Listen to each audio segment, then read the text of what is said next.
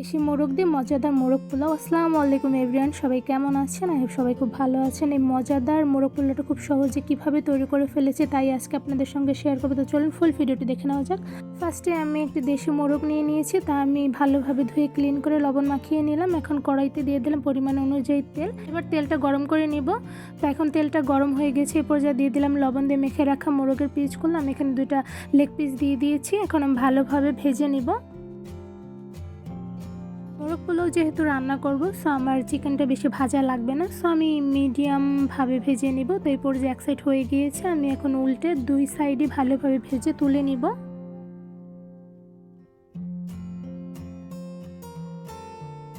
Leg পিসগুলো কিন্তু আমার ভালোভাবে ভাজা হয়ে গেছে, আপনারা দেখতে পাচ্ছেন যে 2 সাইড কিন্তু আমি মিডিয়ামভাবে ভেজে নিয়েছি। তো এরপর যে আমি চিকেন লেগ পিসগুলো একটি বাটিতে তুলে রাখবো। আর এখন সেম প্রসেসে বাকি চিকেনগুলো আমি ভেজে নিব। চিকেনগুলো কিন্তু আমি তেলের মধ্যে দিয়ে দিয়েছি। চিকেন ব্রেস্ট পিসগুলো কিন্তু হয়ে গিয়েছে এক সাইড। তো এই পর্যায়ে আমি একটু উল্টে নিচ্ছি যাতে অপোজিট সাইডটা ভালোভাবে হয়ে যায়। দেখতেই পাচ্ছেন এই চিকেনটাও কিন্তু ভালোভাবে ভাজা হয়ে গিয়েছে। তো এই পর্যায়ে আমি সবগুলো চিকেন একটি বাটিতে তুলে নিব। চিকেন পিসগুলো কিন্তু আমি মোটামুটিভাবে ভেজে নিয়েছি, আপনারা দেখতেই পেয়েছেন অ্যাকচুয়ালি আমি কীভাবে ভেজে নিয়েছি। সো এখন এই চিকেন পিসগুলো দিয়ে আমি মোরগ পোলাও রান্না করে নেব। তো চলুন মোরগ পোলাও রান্না করা যাক। মোরগ পোলাও রান্না করার জন্য আমি এখানে কিছু মশলা নিয়ে নিয়েছি, আপনারা দেখতেই পাচ্ছেন অ্যাকচুয়ালি আমি কী মশলা নিয়ে নিয়েছি। এখন এই সবগুলো মশলা আমি ব্যালেন্ড করে নিব। তো এই তো ব্যালেন্ড করে নেওয়া হয়ে গিয়েছে, আপনারা দেখতেই পাচ্ছেন আমি খুব ভালোভাবে ব্যালেন্ড করে নিয়েছি। এখন রান্না করব মোরগ পোলাও।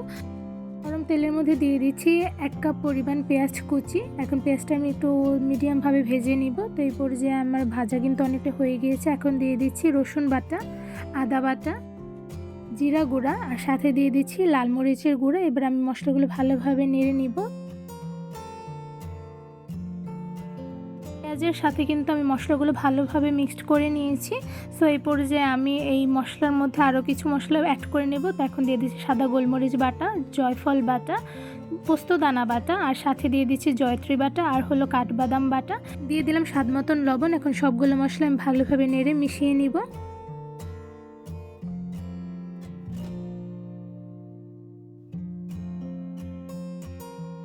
ভালোভাবে মশলাগুলো কিন্তু মিক্সড করে নেওয়া হয়ে গিয়েছে। এর পর্যায়ে দিয়ে দিচ্ছি অল্প পরিমাণে পানি। এখন ভালোভাবে নেড়ে মশলাগুলো একটু কষিয়ে নিব।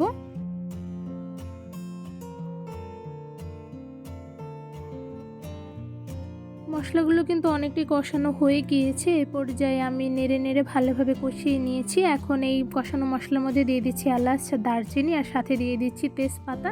এবার আমি আর কিছুক্ষণ নেড়ে নিব। এখন এই কষানো মশলার মধ্যে সবগুলো ভেজে রাখা মুরগির মাংস দিয়ে দিচ্ছি। তো মশলার মধ্যে সবগুলো মুরগির মাংস দিয়ে দেওয়া হয়ে গিয়েছে। এরপরে যে আমি ভালোভাবে নেড়ে মুরগির মাংসের সঙ্গে মশলাটা মিশিয়ে নিব।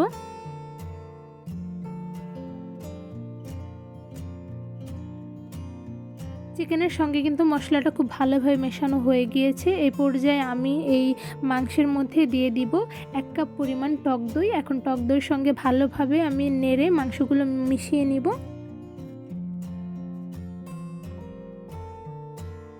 এই তো ভালোভাবে মেশানো হয়ে গিয়েছে। এখন জাল দিয়ে ভালোভাবে রান্না করে নিব। চিকেনের মধ্যে দিয়ে দিচ্ছি রাঁধুনি রেডিমিক্স রোস্টের মশলা। এখানে আমি হাফ প্যাকেট দিয়ে দিয়েছি। এবার আমি ভালোভাবে নেড়ে মশলাগুলো মিক্সড করে নিব।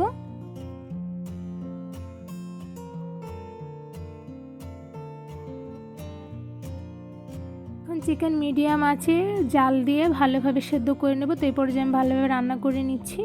আর এখন এই চিকেনের মধ্যে দিয়ে দিব গরুর দুধ। এখানে আমি 2 কাপ পরিমাণ গরুর দুধ দিয়ে দিয়েছি। যেহেতু আমি 2 কাপ পরিমাণ গরুর দুধ দিয়ে দিয়েছি, সো এখানে আমার এক্সট্রা কোনো পানি দেওয়া লাগবে না। আমি এই দুধের মধ্যেই মাংসগুলো সেদ্ধ করে নিব। তো এই পর্যায়ে আমি একটু নেড়ে নিচ্ছি। এখন ভালোভাবে নেড়ে দেন জাল দিয়ে রান্না করে নিব। আর এখন এই চিকেনের মধ্যে দিয়ে দিব প্রায় 1 টেবিল চামচ চিনি। এখানে আমি 1 টেবিল চামচই চিনি দিয়ে দিয়েছি, আপনাদের স্বাদ অনুযায়ী দিয়ে দিবেন। এখন এই চিকেনগুলো একটু চিনির সঙ্গে মিক্সড করে নিব। তো আমি একটু নেড়ে নিচ্ছি। তো নেড়ানো হয়ে গিয়েছে। এখন মিডিয়াম আছে ভালোভাবে জাল দিয়ে চিকেনগুলো আমি সেদ্ধ করে নিব। মোরগ পোলাও রান্না করার জন্য যেহেতু আমি দেশি মোরগের মাংস নিয়ে নিয়েছি, তাই রান্না হতে কিন্তু বেশি সময় লাগবে না। এই পর্যায়ে আমি একটু নেড়ে দেন একটি ঢাকনার সাহায্যে ঢেকে কিছুক্ষণ রান্না করে নিব। তো তো ঢাকনাটা তুলে নিয়েছি, প্রায় 20 থেকে 30 মিনিটের মতন আমি চিকেনগুলো ভালোভাবে রান্না করে নিচ্ছি। তো দেখতেই পাচ্ছেন মাংসগুলো কিন্তু অলরেডি ভালোভাবে সেদ্ধ হয়ে গিয়েছে। একটু নেড়ে নিচ্ছি।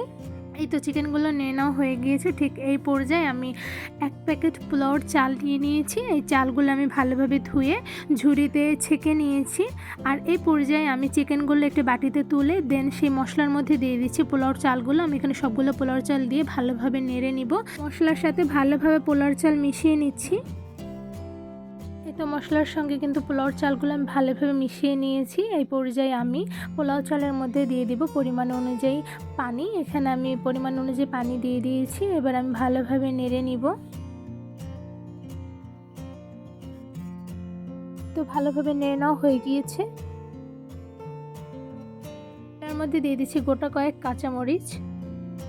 এখন একটু নেড়ে নিব।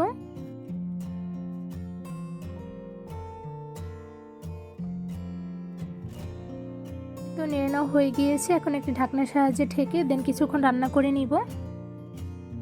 এই তো ঢাকনাটা তুলে নিচ্ছি। দেখতেই পাচ্ছেন পোলাওটা কিন্তু অনেকটাই রান্না হয়ে গিয়েছে। তো এই পর্যায়ে আমি একটু নেড়ে নিচ্ছি।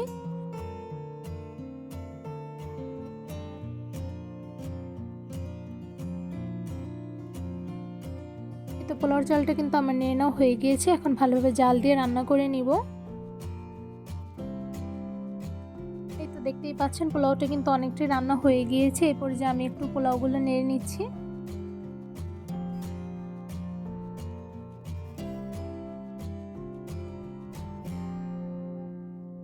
এই তো আমার ভালোভাবে নেড়ে নেওয়া হয়ে গিয়েছে। আর পোলাওটা কিন্তু আরেকটু রান্না হবে। সো এই পর্যায়ে আমি এখন একটু জাল দিয়ে নিব যাতে প্রপারভাবে পোলাওটা রান্না হয়ে যায়।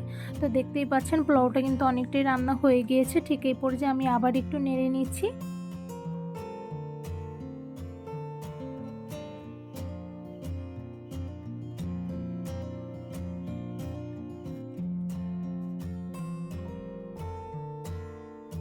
তো পোলাওটা নিয়ে নেওয়া হয়ে গিয়েছে। এই পর্যায়ে দিয়ে দিচ্ছি পোলাওর উপরে চিকেনগুলো আর সাথে দিয়ে দিচ্ছি 1 টেবিল চামচ ঘি।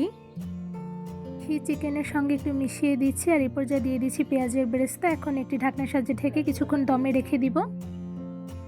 ঢাকনাটা তুলে নিচ্ছি। তো দেখতেই পাচ্ছেন মাশাআল্লাহ মোরগ পোলাওগুলো কিন্তু খুব সুন্দরভাবে রান্না হয়ে গিয়েছে। এখন এই পোলাওগুলো আমি একটি চামচের সাহায্যে নেড়ে দেখাচ্ছি যে অ্যাকচুয়ালি পোলাও কতটুকু রান্না হয়েছে। তো দেখতেই পাচ্ছেন পোলাওগুলো কিন্তু মাশাআল্লাহ খুব ভালোভাবে রান্না হয়ে গিয়েছে।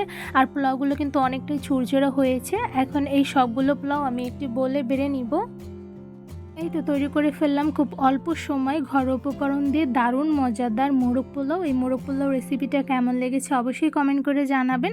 মোরগ পোলাও রেসিপিটি যদি ভালো লেগে থাকে অবশ্যই আমার চ্যানেলটি সাবস্ক্রাইব করে দেবেন। লাইক কমেন্ট শেয়ার করতে কিন্তু একদমই ভুলবেন না। আজকে এখানেই বিদায় নিচ্ছি। দেখা হবে অন্য কোনো ভিডিওর মাধ্যমে। সবাই সুস্থ থাকবেন, ভালো থাকবেন। আল্লাহ হাফেজ।